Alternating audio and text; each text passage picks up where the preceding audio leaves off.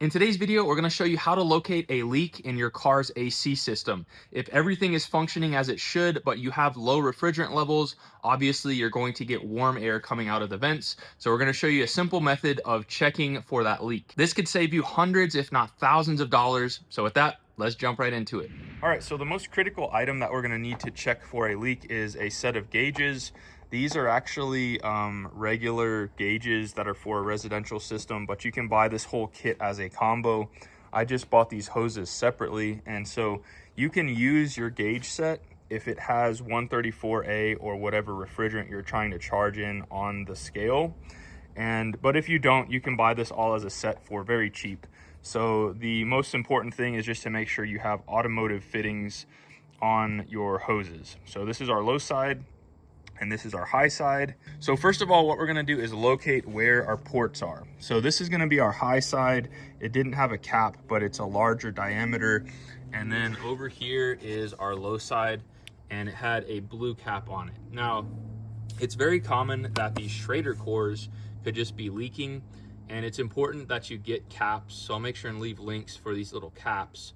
And to determine which side is high and which is low, you can only connect these onto the port that is the right size. You can't hook these up wrong, so don't worry about that. But these little caps can seal because they have an O-ring in there. So if you have a leaky Schrader core, make sure you crank down these. But the real right way to do that is to make sure the core is sealed and to replace it if it's leaking. So now that we know where our ports are, these are going to be different on every vehicle. So just look for, probably yours will have caps if it's a little bit newer. If not, it just looks like that. And there's going to be 2 of them on every single vehicle. So we're just going to hook up our gauges and we'll show you how to do that. Okay, so we've made sure that these are both closed. All of our fittings are tight on everything. And this is very basic. So all you're going to do here is seat it as far as it'll go. And then with one hand, we're just gonna pull up on this red thing, kind of like a chuck on an air hose. And then we're simply gonna push down, and that's going to lock into place. There we go, that's locked into place. Because I did not get any spurt, I'm suspecting this is completely flat. So there's gonna be a pretty good size leak on this vehicle, and we're gonna show you the easiest way to find it. Now let's hook up our blue side. We're gonna need these hooked up anyway. So let's get that put in right there. Okay, and as you can see, we have 0 on our scales. All right, so I'm here at my local air gas supply, and I just went in as a regular customer to see how much it costs and if you can rent nitrogen. And I confirmed that in any air gas, all you have to do is fill out this little application. It takes about an hour or so for them to approve it. You don't have to have a business or anything, and I'll show you what that costs to do. Okay, so for the application, this doesn't cost anything, but for the price of nitrogen, you'll get a 20 cubic foot, that's the smallest tank, for 36 bucks for the gas. And then every day you have that rented is basically $1.05 or something like that. So in total, you can look to spend probably less than 50 bucks. So all you have to do is fill out this one application. And then the beauty of that is once you have this applied, next time you go to Airgas to get nitrogen, if you need it for your residential system or to work on another vehicle, you can rent it for this small amount instead of having to buy this, buy the tank and have to refill it and everything. Now, alternatively, on my Amazon store, you can actually purchase this 20 cubic foot tank, and then you can just bring it to Airgas and have it refilled for very cheap, for 36 bucks, and then you don't have to worry about this $1 per day rental. So you have options here, but I just want to show how cheap this can be to do if you want to tackle this project yourself. All right, so this is what you're going to get from Airgas. This is a 20-pound cylinder. Now, I failed to mention if you can get a regulator. It's possible you can rent a regulator with it, but I sell these on my Amazon page as well, and you can purchase one for relatively cheap. You don't have to get the expensive one. You can get these for as little as 20-30 bucks. So what we're gonna do for starters, just to kind of get a baseline here, we're gonna turn this on and we're gonna go up to our pressure test, about 400-ish PSI on our regulator, and we're just gonna start feeding this in. So I'm gonna stop at about 60 here, and I'm gonna check the actual Schrader cores to see if that's leaking. So let's go ahead and do that. All right, guys, so at 60 PSI, I went through with some just Dawn dish liquid and water, and I couldn't find anything right off, but I went up to 120, and the higher pressure, the more visible your leak is going to be. So you can check this up to, you know, 300 PSI, because normally the high side is gonna be somewhere in that neighborhood when it's running. So you're not gonna damage anything, but check this out. So right off, let me just respray this down. This hose right here has leaks all up in it. Check this out. Leak there, leak up here, leak back there. Just the whole hose is leaking everywhere. So I'm probably gonna take this air box off to get to that hose better. And we're actually going to be replacing this condenser, because you can see this truck has about 400,000 miles on it, and all of the fins are bent over. This is significantly going to decrease the effectiveness of your air conditioner. Not to mention, it's the first thing in line with the air that's coming through to your radiator, so it can also affect your boost, you know, how hot the pressure in your engine gets, how hot the radiator fluid gets. All of that can be affected by the condenser. So we're gonna go ahead and replace this, and we're going to replace this hose that attaches to the condenser here. I'm gonna spray everything else down just to confirm it's just that one hose, but this is a really good fail-safe way of checking.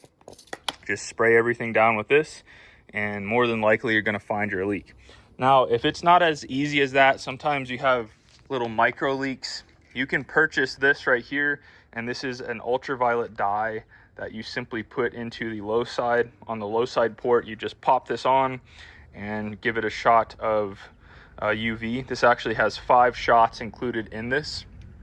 And then all you do is you use a set of these glasses and an ultraviolet light, and that's a fail-safe way of finding that leak if you can't find it with the traditional nitrogen and soapy water method. Now, with that being said, if you already have refrigerant in your system and it just keeps losing it, I would go this route. But being as we were completely dead, I knew we were going to need to use some nitrogen in this system, so just keep that in mind when you're tracking down your leak. All right, guys, so we got our condenser off, and this bottom one was a real struggle because it had never been taken off and there was so much corrosion. So I had to heat this up with a torch and just slowly work this with a pair of vice grips, and just worked it back and forth until that kind of broke loose, and then we finally got that one off. This one was fine, but what I'd recommend doing is putting maybe some anti-seize on these threads before you put it on, and that'll keep that from happening, or just some grease or something to keep that corrosion from happening. And then another practice is I always put new O-rings anytime I'm doing a repair. So this cheap set I got on Amazon, but it has all of the different green O-rings that are rated for AC, and so you can match them up nicely. So we got both of, we're gonna get that one replaced, but this is the hose that we're gonna be replacing. So I'm gonna go ahead and pop in the condenser. Fingers crossed that we can get this hose today and get this back up and running.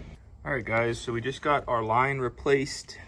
We're just gonna plug in our sensors here.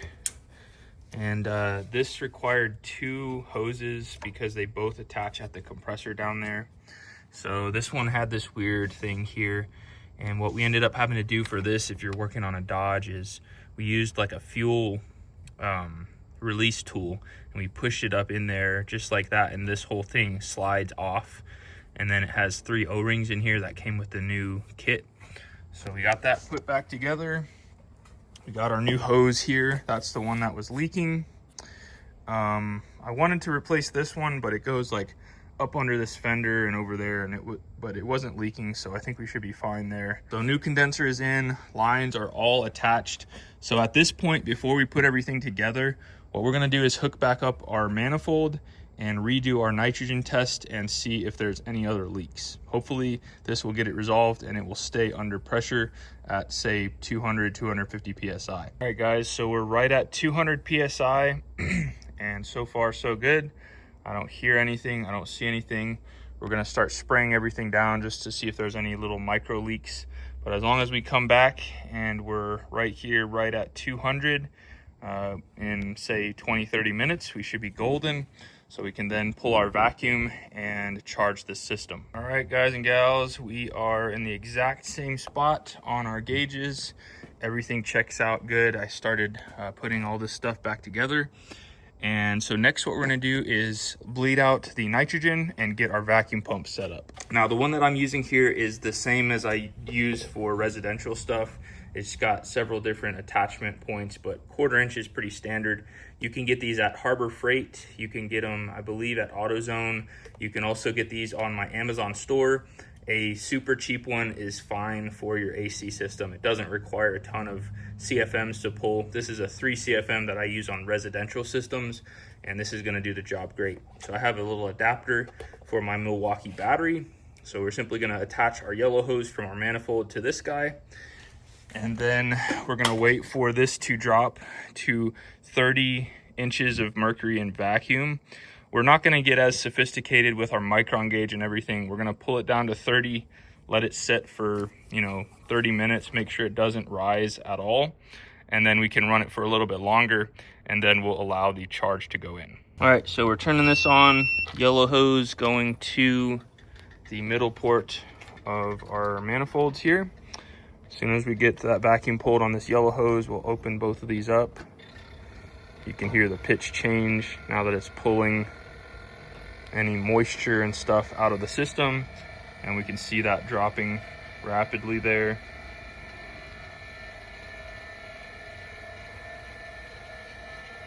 So hopefully we can get this down to roughly 20 to 30 microns, or not microns, but inches of mercury here. And as long as we stay there, then we should be good to go. So we'll give that a few minutes and come back and show you what we got. All right, guys, so we are about -20 on the inches of mercury. So we're gonna go ahead and close this off. The high side port right here, I didn't feel comfortable. I think my hose may have been leaking a little bit, so I went ahead and disconnected that one. So we're just gonna let it sit there after we turn our pump off. Make sure that it stays here for about 20 minutes, and as long as we don't creep up towards 0, we should be golden. We can then run it a little bit longer, and then we can let the refrigerant in. All right, guys, so we have not budged off of our 20 inches of mercury there, so we are golden on our vacuum test. And the means by which we're going to add the refrigerant in immediately after we turn off our vacuum pump is these guys right here. So the difference between these is, you can see one of them is for a piercing device, and the other is to simply depress it. Now the cans that we got, you can see has a green thing. These are designed for the press one, which is this guy on the left.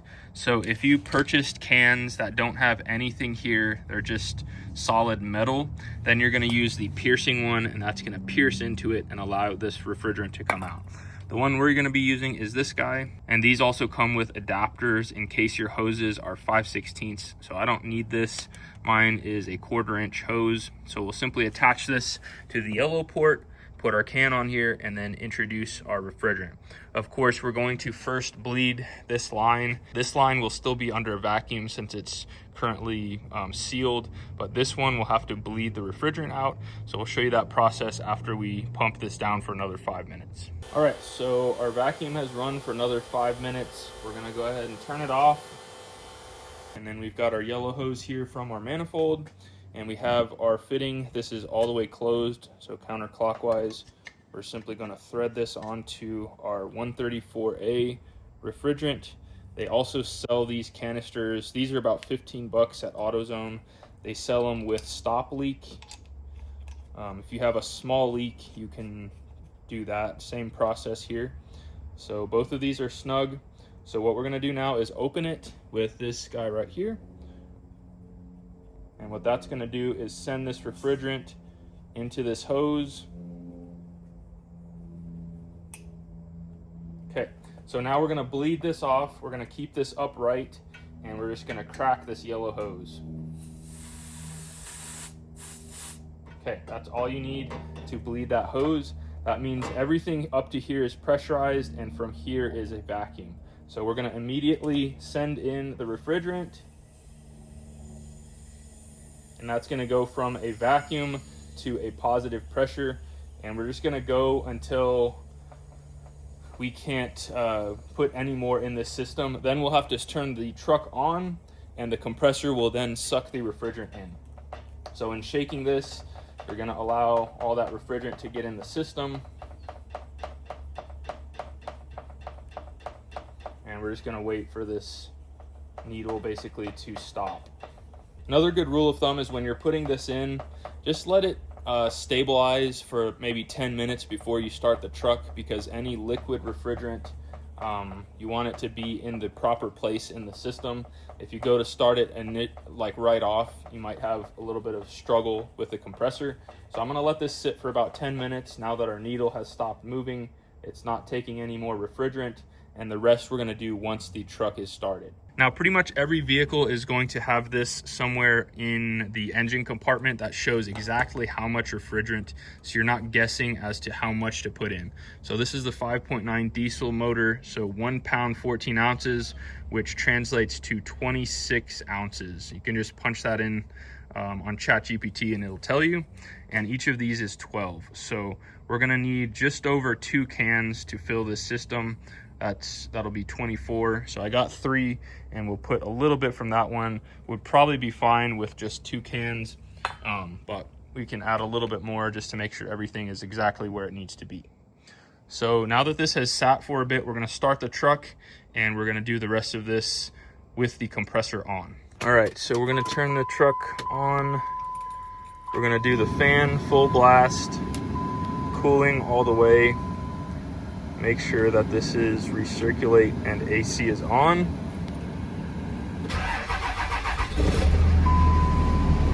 All right, just heard the compressor kick on. You can see that's dropping pretty low there. It'll hit the low pressure switch probably. So this is already bled. So what we're gonna do is crack this open. Don't open it all the way, just crack it. And we're gonna shake this as it's letting that refrigerant in.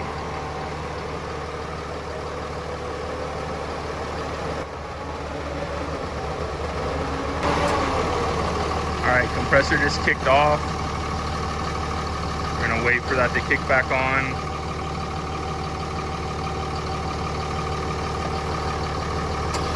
There we go. That's very common with these, especially when you're adding the initial charge or the compressor to kick on and off. The low pressure switch might trigger. So we're just gonna keep shaking this and letting it suck in this refrigerant. All right, I believe we got everything out of the second can. All right, so this is our third can. We just put a little bit of this to get roughly 26 ounces, and we are completely good to go. It's 50 degrees outside, so the compressor is cycling on and off, which is totally normal. If it was really hot outside, it would obviously run continually until the temperature inside is met. But this job is complete and everything is done correctly. All right, folks, the last thing we're gonna do is just pop this guy off.